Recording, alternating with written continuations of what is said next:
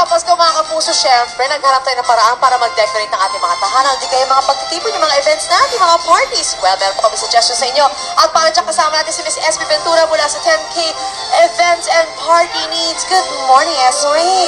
Alam mo, kitang-kita sa camera ito nasa likod ko. Ang ganda-ganda, napakalaking Santa Claus. So, it's perfect talaga for parties, no? Yes, that's right. Sobrang timing na timing siya this season. Pero, gaano karaming balloons ang kailangan para magawa itong wall ni Santa Claus? It's actually 1,800 balloons just for this. Talaga?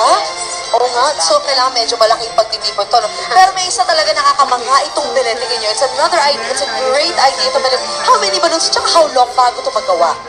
This will just take about less than 2 hours. Less than 2 hours? Yes, for this Grabe. Belen alone. Ay, wow! Ngayon naman, kung gusto mo ng Christmas tree, para maiba, Christmas tree nyo mismo ay gawa sa balloons. Etong Christmas tree na gawa naman sa balloons. And how long naman does it take to make that balloon?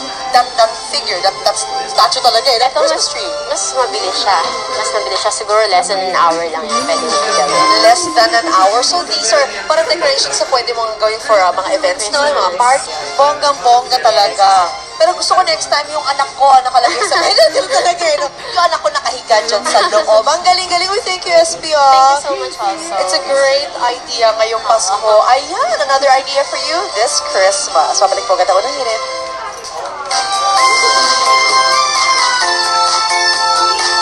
Maraming salamat sa aming